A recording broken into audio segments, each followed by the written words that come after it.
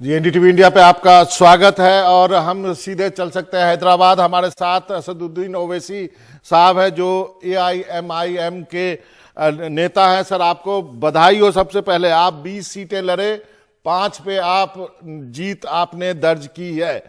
अब इसको आप कैसे एक्सप्लेन करते हैं? बिहार में पहली बार जो आप इतनी 5 विधायक होंगे, आपके एक पहले था। आप जानते हैं कि 5 साल पहले हम लोग 6 सीट पर लड़े थे। 5 में हम जमानत जब्त हो गई और 6 सीट हार गए थे। फिर हम लोग 5 साल मुसलसल मेहनत करते रहे। हमारे जो पार्टी के अध्यक्ष अख्तर उल ईमान और हैदराबाद के अब्दुल माजिद साहब बहुत मेहनत किए। फिर पार्लियामेंट के 19 के चुनाव में हमने 3 लाख वोट हासिल किए। फिर 10 महीने पहले हमने एक असेंबली इलेक्शन बाई इलेक्शन हुआ, वो जीता।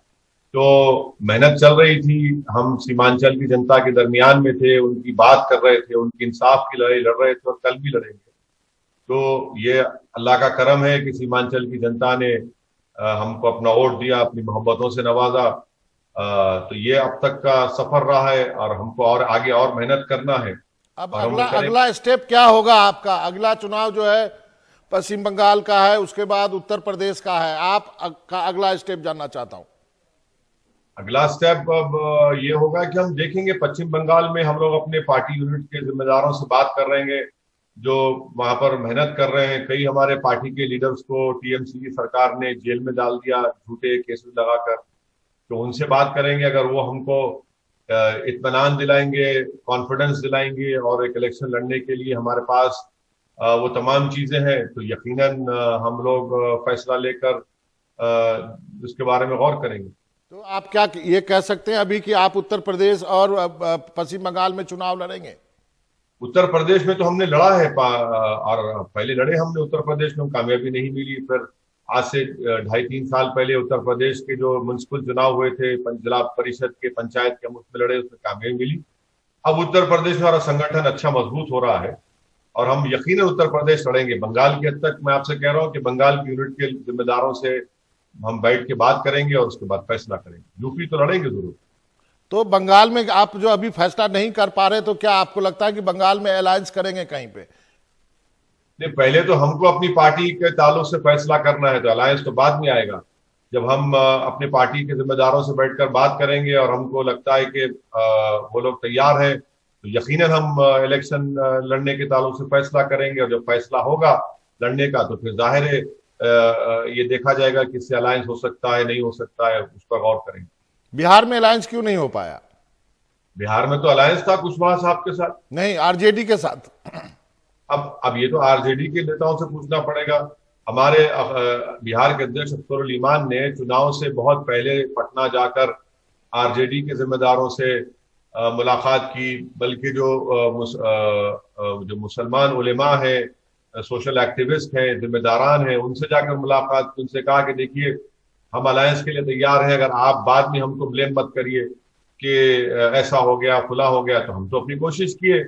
अगर वो राजी नहीं है तो हम क्या कर सकते हैं। मैंने खुद दिल्ली में आज से 7-8 महीने पहले आरजेडी के 2 जिम्मेदार लोगों से मेरी मुलाकात हुई जो राज्यसभा के एमपीज हैं। अब मैं क्या कर सकता हूं? मैं तो मुलाकात किया, उनके सामने अपनी बात को रखा।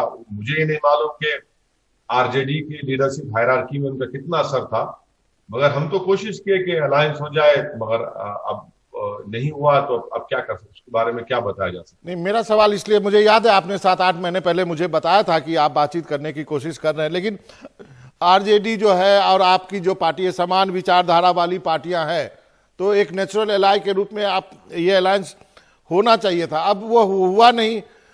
मैं आपको वोट कटवा नहीं मानता हूं, मैं आपको वोट लुटवा मानता हूं। आप आते हैं और एक चंक वोट उठा के वहां से चले जाते हैं। इस पर आप क्या कहेंगे? अब देखिए ना कि एक बात याद रखिए कि बिहार का जो वोटर, जो 5,24,000 वोट हमको मिले, वो किसी का होस्टेज नहीं है। अगर आप उसको ये बात कहेंगे तो ये तो उसकी बेइज्जती होगी। ये तो आप उसको कह रहे हैं कि उसको पता ही नहीं है। भाई, वो अपने होशो हवास में किस ये उम्मीद पर और पूरी मोहब्बत के साथ और पूरे एतमाद के साथ एमआईएम पार्टी को वोट दिया है, तो मैं उनको सलाम करता हूं। मेरे पास तो अल्फाज नहीं है उनका शुक्रिया अदा करने के लिए। जो पार्टी ये समझती है कि वोटर हमारा गुलाम है और हम जैसा चाहे उसको इस्तेमाल करेंगे, वो दिन चले गए। वो दिन अभी नहीं रहने वाले हैं कि किसी का भी वोटर जो है उनके साथ रहने वाला नहीं है। आपको काम करना पड़ेगा, उनका दिल जीतना पड़ेगा। अगर कोई इस तरह सोचता है तो यही तो उनको नुकसान पहुंचाती है, यही चीज उनको इलेक्शन नहीं जिता पाती। तो आपको जो बीजेपी की बी टीम कही जा रही है, आपको तो पता ही होगा कि हमेशा से कहा जाता है आपको बीजेपी की बी टीम। नहीं, मुझे इस पर बड़ी आपत्ति है। मैं हमारे इल्जाम लगाने वालों से एक बड़ा दर्दमंदाना गुजारिश करूंगा कि मुझे प्लीज ए टीम बना दीजिए, थोड़ा तो तरक्की करिए। बी टीम कब तक बोलेंगे, ए टीम कहिए, हमको फर्क नहीं पड़ता। जितने इल्जामात लगाएंगे आप, उतना हमारे हौसले और हमारी अज़म में और हमारी जिद में इजाफा होगा। जितना झूठे इल्जामात लगाएंगे, उतना लोग अब मान रहे हैं कि ये लोग बीजेपी को नहीं हरा सकते। ओवैसी बीजेपी से मुकाबला कर रहा है आइडियोलॉजी पर, पार्लियामेंट के अंदर, पार्लियामेंट के बाहर। अब हमको अपना वोट खराब नहीं करना है, बल्कि ओवैसी की पार्टी का साथ देना है। तो ये लोग बोलते रहे। अब उर्दू में कहते हैं इसको बाबा के नविश्ते दीवार, माने राइटिंग ऑन द वॉल, जिसको अंग्रेजी में कहते हैं। अगर इनको समझ में नहीं आ रहा है तो ठीक है, हमको कोई फर्क नहीं पड़ता। ये लोग हमको जानते नहीं। हम अब 13 साल की उम्र से हमारे घर पर आरएसएस के लोग आकर नारा मारकर भागते थे कि ओवैसी खबरस्तान या पाकिस्तान। तो हम तो ये सुनते आए हैं और हमारा दिल और जिगर बड़ा सख्त हो चुका है।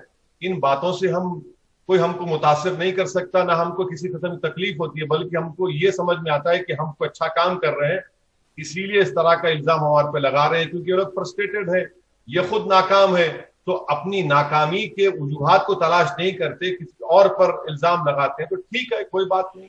एक सोशल मीडिया पे आपका एक कार्टून है जिसमें आपको आरएसएस की जो है वो निक्कर पहनाई हुई है और दो बीजेपी का नेता आपको दोनों तरफ से पकड़ा और बोलता है अब चलो पश्चिम बंगाल की बारी है। इसलिए मैंने ये सवाल पूछा था।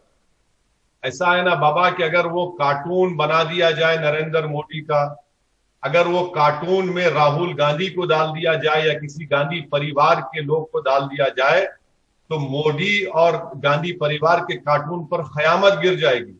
मैं कार्टून बनाने वालों को मुबारकबाद देता हूं कि आपने मेरा कार्टून बनाया, मगर आपसे मैं हाथ जोड़ के अपील करूंगा कि आप मेरे प्रॉफिट मोहम्मद सल्लल्लाहु अलैहि वसल्लम का कार्टून मत बनाइए। आप ओवैसी का कार्टून बना रहे हैं, आप ये समझ रहे हैं कि आप मुझे कोई खरीद सकता है। तो मैं कांग्रेस पार्टी को बोलूंगा कि बताओ 1998 से 2012 तक तुमने क्या किया हमारे लिए। दुनिया में ऐसा कोई ताकत नहीं है जो असदुद्दीन ओवैसी को खरीद सके। मैं अपना जमीर बेचने के लिए कभी तैयार था न रहूंगा। मैं हमेशा अपनी पार्टी के लिए लड़ता रहा और लड़ता रहूंगा। अब इनका ये फ्रस्ट्रेशन है कि बंगाल चलिए। अरे भैया, आप बताइए, कांग्रेस पार्टी मध्य प्रदेश में आपके पूरे एमएलए भाग गए, कल 18 जीत गए बीजेपी में जाकर, मैंने कहा उनको। गुजरात में पूरे हार गए, मैंने कहा। शिवसेना को, बीजेपी को आपने कहा कि हराइए, महाराष्ट्र में ओवैसी को हराइए, बीजेपी को हराना है, शिवसेना को हराना है। आप शिवसेना के गोद में बैठकर हनीमून मना रहे हैं। कितना झूठ बोलेंगे? क्या देश की जनता नहीं देख रही है? देश की जनता जान चुकी है कि ये लोग जो कुछ कर रहे हैं ये अपने मफाद के लिए कर रहे हैं। सेकुलरिज्म को तो सबसे ज्यादा बदनाम तो यही लोग कर रहे हैं। सेकुलरिज्म को इस्तेमाल किए अपने पॉलिटिकल मफादात के लिए। तो आज जब इनको हार मिल रही है तो गांधी परिवार को क्रेडिट नहीं देना चाहते, ओवैसी को क्रेडिट देना चाहते। तो दीजिए हमको क्रेडिट, हम जाएंगे बंगाल को, बराबर जाएंगे।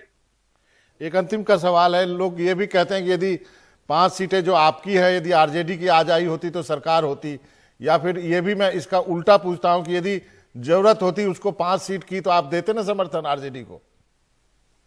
आप सबसे पहले मैं आपको बताना चाह रहा हूं कि मेरे पास एम्पिरिकल डेटा है कि हम जो 20 सीट पर लड़े उसमें से 5 पे हम कामयाब हुए, 6 पर एनडीए और 9 पर महागठबंधन कामयाब हुआ। बताइए आप। और 5 सीट तायद की बात कर रहे आप। अगर आपके पास, आपको 5 सीट क्या, बिहार में जो माहौल था बाबा, आप तो बिहार के हैं, 5 सीट की जरूरत ही नहीं पड़ती अगर आप सही इलेक्शन लड़ते। किस बुनियाद पर आपने कांग्रेस को 70 सीट दिए? वो बूढ़ी कांग्रेस जो कुछ नहीं कर पाती, 70 में 20 जीती तो 50 कौन जीता? बताइए ना। बाबा 50 सीट पर बात नहीं होगी, मुस्लिम वोट पर बात होगी, ठाकुर वोट पर बात नहीं होगी, भूमियार पर बात नहीं होगी, ब्राह्मण वोट पर बात नहीं होगी, वैश्या वोट पर बात नहीं होगी, यादव वोट पर बात नहीं होगी, ना 55वां के ऊपर बात होगी। बात होगी तो मुस्लिम वोट पर। क्या क्या ठेका लेके रखे हैं? हम क्या किसी के गुलाम हैं? ये इनको समझना चाहिए। सही कहा आपने। यदि वो जो 70 में से 20 भी आपको दिया होता तो शायद आज खेल दूसरा होता, जैसा कि माले ने करके दिखाया। आपका बहुत बहुत शुक्रिया ओवैसी साहब, आपने वक्त निकाला एनडीटीवी से बातचीत करने के लिए। बहुत बहुत धन्यवाद। Thank you.